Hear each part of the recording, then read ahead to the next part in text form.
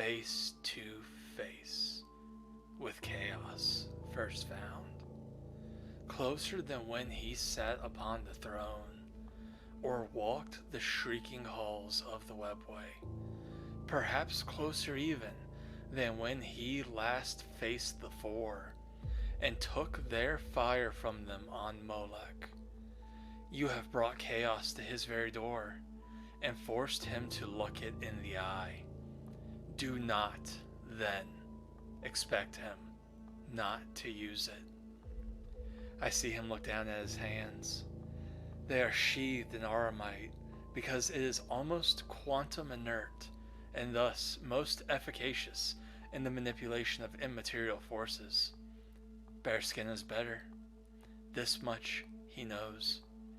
He tears his right gauntlet off, hangs it from his harness, and seizes the immaterium with bare hand and a bared mind.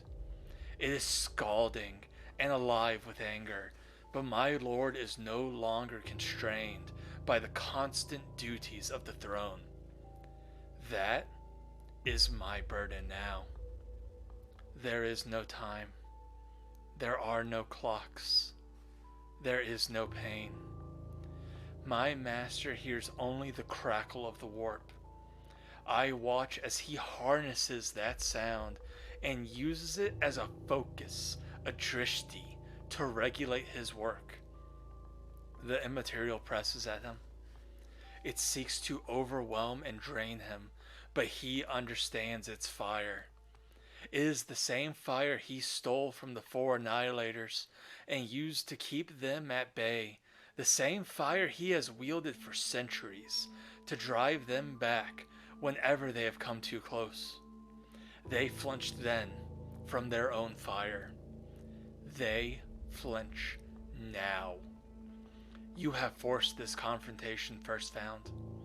You have brought my lord into a realm of chaos to face you. Did you think that would weaken him and grind him down? How can he grow weak when there is limitless power around him to draw upon? You do not put out a fire by throwing fuel upon it. He draws upon your flames. Over the millennia, he has worn many masks, each suitable to the task at hand.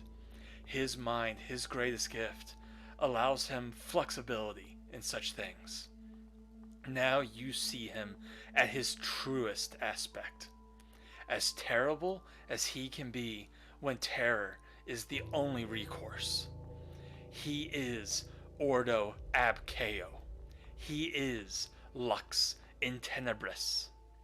The Emperor lights up your pitiful, wretched ruin of a ship. He burns back your perfidious darkness.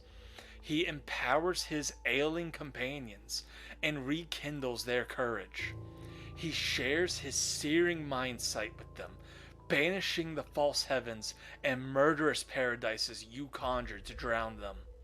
He sharpens their senses and the edges of their blades.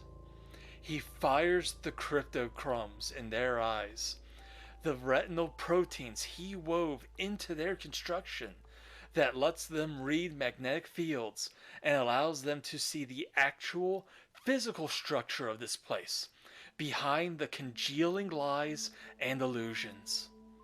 He boosts their data-depleted senses and banishes the cognitive dissonance created by the isotopic space around them. They drive forward, smashing through the daemons, energetical mass, possessed by will and power and abreactive fire. The decks shudder as infamous beasts collapse and die, or stagger, howling, back into the shadows, trailing blood and mauled limbs.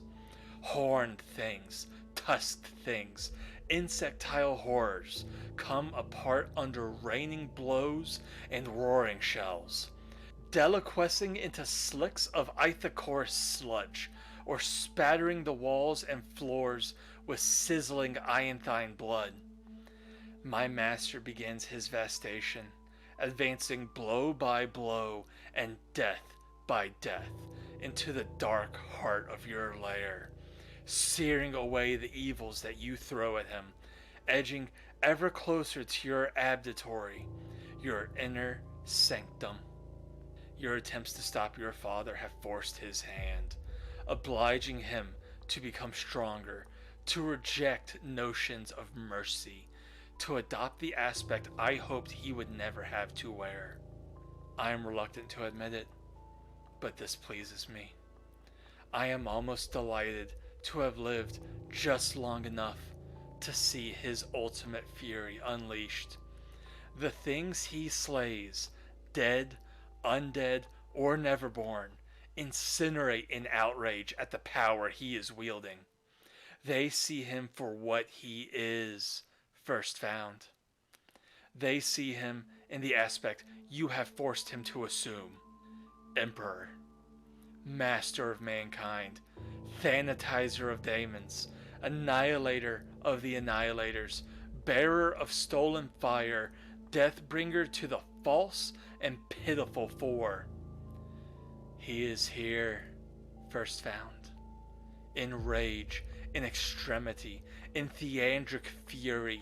He is here, and he is coming for you. With all of the vengeance and malice you are owed. No more restraint. His reluctance is gone. He will take great pleasure in obliterating you, for I hear his mind ringing through the warp. I am here, Horus Lupercal, and for you, I am the end and the death.